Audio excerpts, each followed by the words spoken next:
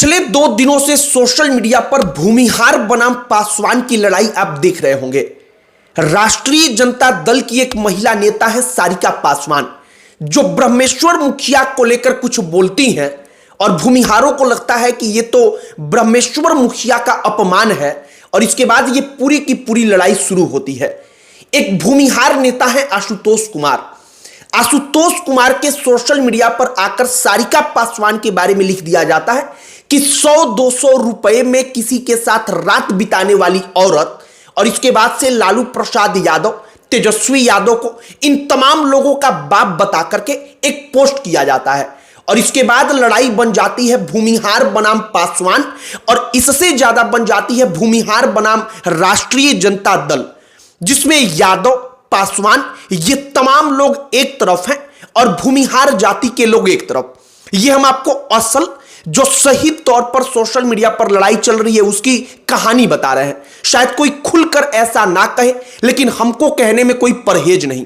हमने सोचा कि जरा इस पूरी कहानी पर चर्चा किया जाए कि आखिरकार ब्रह्मेश्वर मुखिया का नाम कहां से आया, कैसे सारिका पासवान ब्रह्मेश्वर मुखिया के बारे में बोलती हैं और इसके बाद ये लड़ाई भूमिहार बनाम पासवान की बन जाती है, और सोशल मीडिया पर मौजूदा वक्त में क्या चल रहा है, और सबसे बड़ी बात कि आखिरकार इस लड़ाई का फायदा किसको होगा।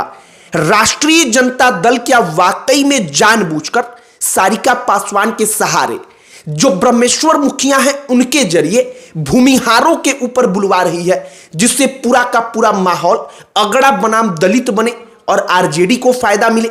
एक एक चीज आपको बताएंगे, सब चीजों पर चर्चा करेंगे, लेकिन आगे बातचीत करने से पहले हमारा नमस्कार स्वीकार करिए। हमारा नाम मोहित कुमार सिंह है।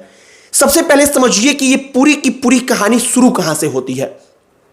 यह कहानी शुरू होती है जब सारिका पासवान एक इंटरव्यू में ब्रह्मेश्वर मुखिया का नाम लेकर विशेष तौर पर बार बार जोर डालकर उनके ऊपर टीका टिप्पणी करती हैं। वो ब्रह्मेश्वर मुखिया के बारे में कहती हैं कि मैं मुर्दाबाद कहती हूं, और सामने खड़े पत्रकार भी सिलेक्टिव तरीके से अगड़ी जातियों को और हिंदू धर्म को लेकर ना जाने कितने अपमानजनक शब्दों का प्रयोग पूर्व में कर चुका है। उससे कहती हैं कि आपको डर लगता होगा, आप मुर्दाबाद नहीं कह सकते, लेकिन मैं कहती हूं कि वो मुर्दाबाद है, मुर्दाबाद रहेंगे। इसके बाद से सोशल मीडिया पर वो वीडियो वायरल होता है। सारिका पासवान के उस वीडियो में ब्रह्मेश्वर मुखिया का अपमान करना मकसद होता है, ये उनके इंटेंशन से मालूम पड़ता है। वो वीडियो वायरल होता है तो सोशल मीडिया पर टीका टिप्पणी शुरू होती है। अब यहां पर लड़ाई भूमिहार बनाम पासवान कब बन जाती है, जब भूमिहारों की तरफ से सोशल मीडिया पर सारिका पासवान को टारगेट किया जाता है और सारिका पासवान के बचाव में अब पासवान जाति से ताल्लुक रखने वाले लोग सामने आते हैं, जो राष्ट्रीय जनता दल के लोग हैं वो सामने आते हैं, और सारिका पासवान इसके बाद बाकायदा लाइव आती हैं। राष्ट्रीय जनता दल अपने ऑफिशियल फेसबुक पेज पर उस लाइव को शेयर करता है। राष्ट्रीय जनता दल के ऑफिशियल फेसबुक पेज से इस बात के बारे में लिखा जाता है कि अगर बहुजन समाज की बेटी के बारे में टीका टिप्पणी होगी तो यह बर्दाश्त नहीं किया जाएगा, और ये तमाम चीजें धीरे धीरे आगे बढ़ती हैं। इधर आशुतोष कुमार, भूमिहार ब्राह्मण एकता मंच वाले, उनके सोशल मीडिया अकाउंट से एक पोस्ट किया जाता है, जिस पोस्ट के बाद से मामला बेहद गंभीर बन जाता है। उस पोस्ट में सारिका पासवान को लेकर लिखा जाता है कि 100-200 रुपए में रात बिताने वाली महिला, और इन तमाम जो अपमानजनक शब्द है, अमर्यादित भाषा का प्रयोग करके एक पोस्ट लिखा जाता है। इस पोस्ट के लिखे जाने के बाद से पूरी लड़ाई भूमिहार बनाम पासवान की खुलकर सामने आ जाती है, क्योंकि अब पासवान जाति के लोगों को लगता है कि देखिए भूमिहार नेता और भूमिहार उनकी जाति से ताल्लुक रखने वाली किसी महिला नेता को टारगेट कर रहे हैं, तो अब हमें सामने आना होगा। और इस पूरी की पूरी लड़ाई में अगर आप गौर करेंगे तो पॉलिटिकली तौर पर फायदा किसको है, तो आपको लगेगा कि राष्ट्रीय जनता दल को। कई जगहों पर कहा जा रहा है कि सारिका पासवान ने जो कहा, इस विवाद को जो आगे बढ़ाया गया, इसके मूल में राष्ट्रीय जनता दल की ही रणनीति थी। रणनीति कैसी? तो रणनीति यह थी कि अगर सारिका पासवान ब्रह्मेश्वर मुखिया को ऐसा बोलती हैं, इसके बाद भूमिहार सारिका पासवान के ऊपर टीका टिप्पणी करते हैं, तो पूरी की पूरी लड़ाई जो होगी वो बहुजन बनाम अगड़ा हम लोग बनाएंगे, और पूरी की पूरी लड़ाई मौजूदा वक्त पर वही बन चुकी है।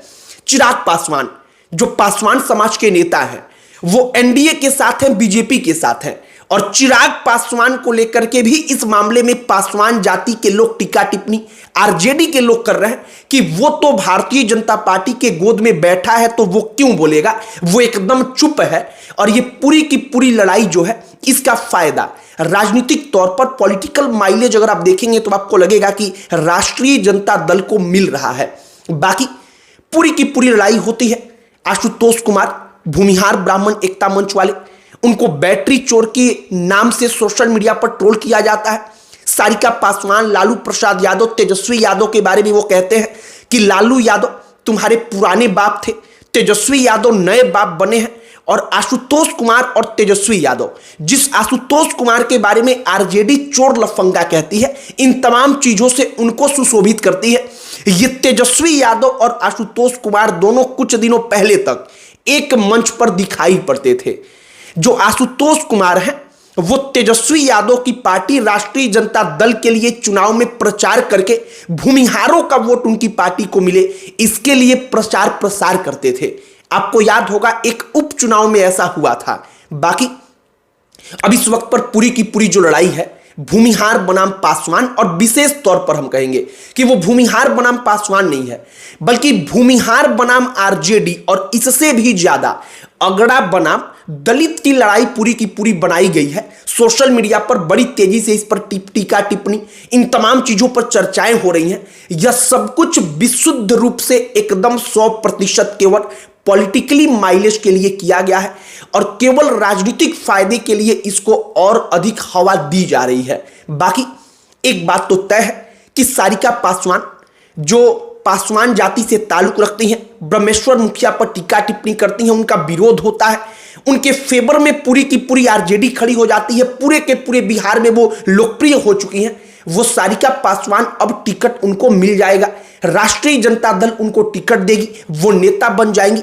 लेकिन समाज के तौर पर जो लोग सोशल मीडिया पर भूमिहार और पासवान, भूमिहार बनाम यादव, इन तमाम चीजों के पीछे लड़ रहे हैं, इसमें किसको कितना फायदा होगा आप अपना अपना एक बार आकलन कर लीजिए। बाकी हमने पूरी की पूरी कहानी जो है वो आपके सामने रखी है।